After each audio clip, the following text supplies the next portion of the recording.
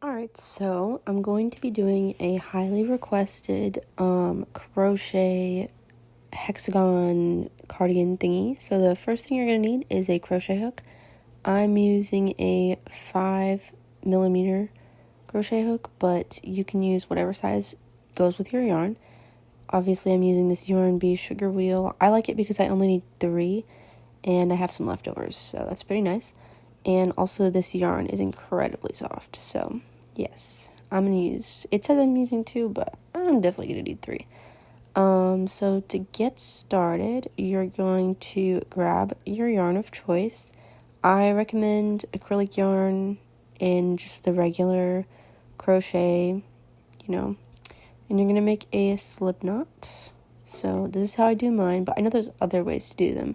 You can also do a magic circle, but I'm not cool and I never learned how to do a magic circle. I have tried, but I can't. And so what I do is I chain 4, as you can see here, and then I go into the first chain, if I can, and I just slip that through to make a circle, and then I chain 2. Some people chain 3. I guess I'm chaining 3 here. I don't usually, but I guess I'm choosing to chain 3. Then you're going to go into your hole and you're going to do 2 more double crochets.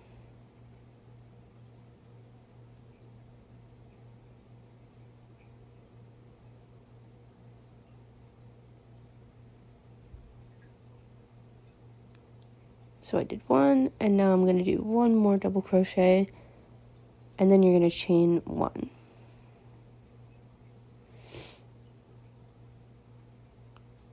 So this part actually did mess up.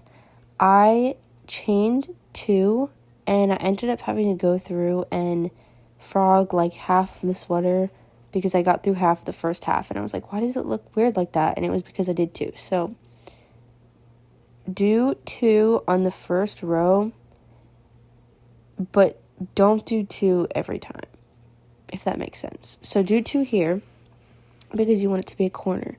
Anytime there's a corner, you're going to crochet 2. So what I'm doing is I'm doing sections of 3 double crochets, and there's 3 in each section, and you're going to want to have 6 in the row. Once you're done, you'll have 6 sections. Alright, so I went ahead and finished my 6 sections. As you can see here, there's little holes in every corner. So I'm going to chain 2 at the end to connect the 6 double crochet clusters, and you're going to just try to get into that first stitch. It's kind of hard because it's not an actual double crochet, it's a chain, so you're going to want to go into that first section and slip knot that on. And once you've got that all connected, you're going to want to chain 2 or 3 or however many you do, and you're going to yarn over, go back into that first hole and do another 2 double crochets. So that's going to be a cluster of quote-unquote 3 double crochets. Then you're going to continue on and chain 2, and this is the part where you should have only chained 1. So chain 1, go into that next slot, and then you're going to do 2 more double crochets, and then go ahead and chain 2 into this one, and you're going to chain and go into the next one, and you're going to do 3 more double crochets to create another double crochet cluster of 3, and that will complete that corner. And then you're going to chain 1. I chained 2, but chain 1, promise, and it should create that little corner there. And then, after you chain your 1, you're going to go back into the next hole and do 3 more double crochets.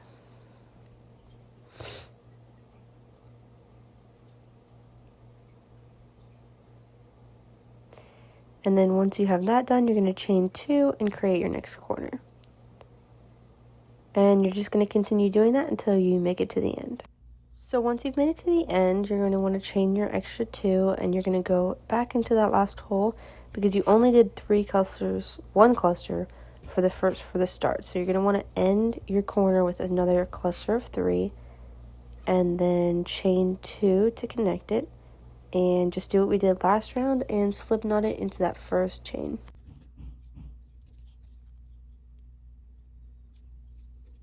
And then once you're done with that, you're basically just going to keep doing that same sort of thing over and over and over and over and over again until you have your desired amount of rows. Personally, I think I went to 12 or 13, which is pretty small. If you want a baggier look, you can do 15, 16. I think on my first one I did way too many. I did like 18, and it made it a little bit too baggy around the arms for my personal preference, but some people liked it. That's the one that got famous on TikTok. Personally, don't prefer that look on myself just because the arms are a little bit too baggy. But if you're going for that look, really baggy look, I would recommend doing more rows in this section. But I think in this one I did 13.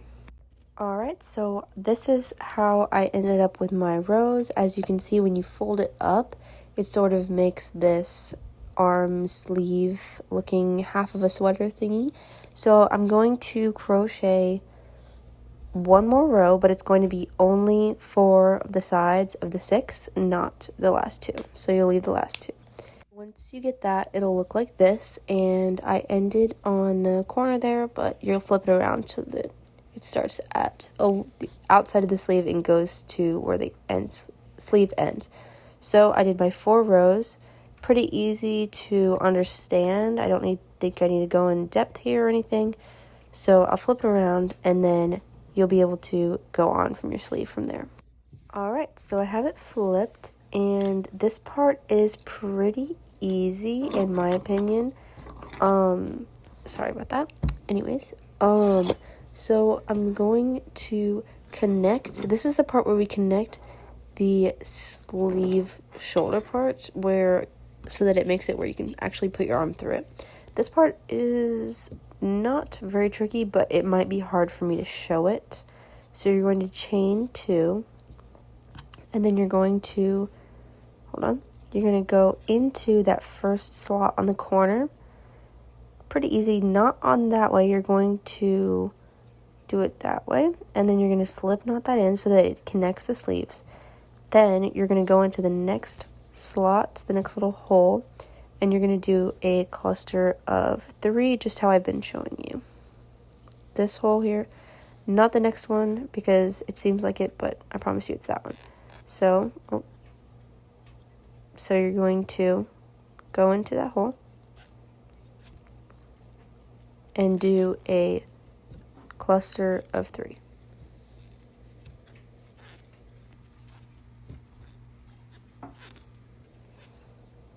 And then you're going to not chain. You're going to go into the next hole on the other side. So not the one you went into before, but into the next one.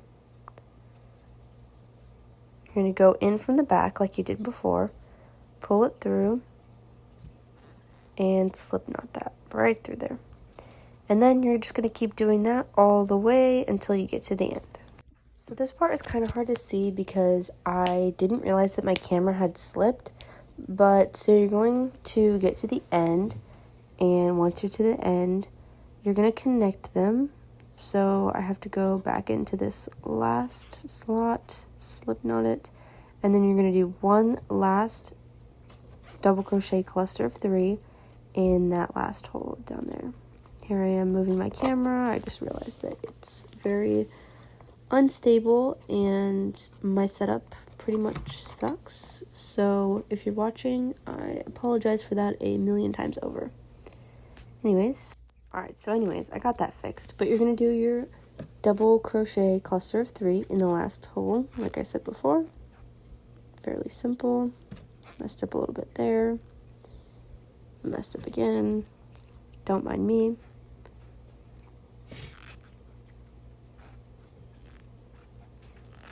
And then the last step there is just to connect it with a slip stitch into that last hole, that last double crochet on the end there.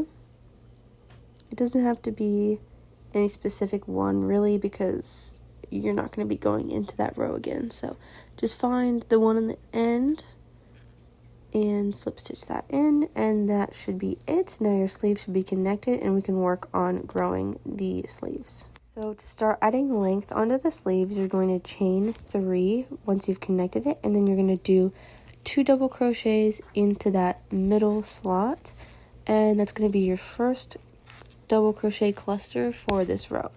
The difference with this is you're going to be working it into, basically you're going from vertical to horizontal with your stitches, and you're just going to do the same thing that we've been doing, this granny square stitch. I'm kind of speeding through it now because I think you should be getting the gist of it. It's very simple. So you're just going to do 3 clusters of double crochet all the way around, and then chain 3 and then start over. So I'm going to show you here how to connect the end, just in case you didn't understand.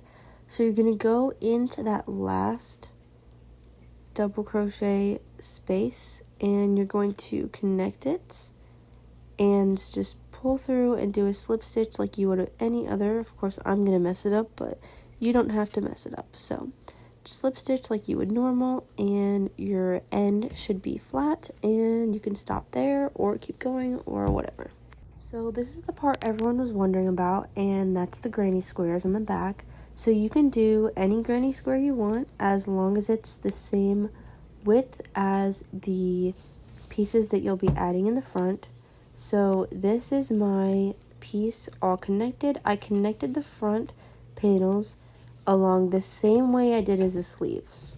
So it's very simple. You just do it the exact same way as the sleeves. You can start at the top or the bottom. Just make sure you leave a few for the neck. And then I did the back. I just single crocheted all the way down and connected them with single crochet. It's very, very simple. I can link a different tutorial if you guys need an in-depth tutorial. I just didn't feel like doing it because it's just so easy. And then if you want, you could add length onto the bottom, but I'm keeping mine very cropped, and I'm not going to do that. So I'm going to show you guys how to do ribbing. As you can see, I did it on the sleeve, but I didn't show you how to do it because I wanted to show you on a bigger surface so that it's easier for me, which is the bottom. So here we go. So this part doesn't matter where you go in. You can go in anywhere on the bottom of the sweater. I'm just going in on a random spot, and you're just going to connect your string, and then chain however tall you want your ribbing to be. So I only did 4, so then you're going to chain 1 extra so that when you actually do it, because you skip that first one, so when you actually do it, it'll be 4, not 5. And you're going to go into the back loops only on all of the stitches, and then you're going to turn your work and do back loops only. So the whole thing is going to be back loops only, and that's what creates the ribbing look. If you need, comment and I can send you a link to a more in-depth, like I said before. I'm not the best teacher, so I'm giving you a brief example. So you're going to connect it at the end by going into the first single crochet, and then you're going to go into 1 more, and then you turn your work and go back into the next back loop. So once you get to the end, this part's a little tricky because you don't have an exact stitch to go into, but you're going to go ahead and go into what you would assume would be space for a stitch, and then you're going to go, so this is just me connecting the bottom like normal, and then you're going to go into the next, because this is when you made it to the end, so you're going to go into that spot, and then you're going to go into the working side, and then you're going to slip stitch them together. It's not a hard concept. You just have to kind of guess on the non-working side, and then you just do 4 stitches or however many stitches you have and work it all the way up until you've made it to the top. So for me that's 4, so I'm just slip stitching all the way up until I get to that last stitch. Here I am, I've made it to the last stitch. Kind of hard to get through because it's a tighter one, and then all you really have to do is cut your string and then to pull it off, and then you're going to then you would tuck in your end. Of course, I'm not going to do that, but you should do that. So here is the finished sweater. I did the back. It looks nice. All I did was single crochet on, like I said before, I added a little bit onto the top there just to make it even. And yeah, it's very simple, very simple. So here it is in all its glory. Let me know if you have any questions, if I need to completely redo this because I suck at it because I've never done a tutorial before or whatever. But yes, I might not leave it as this hexagon cardigan again just because I have so many of them. And I love the color so much that I don't want to waste them on something I'm not going to wear. But anyways, thank you so much for watching. Again, if you have any questions, leave them below.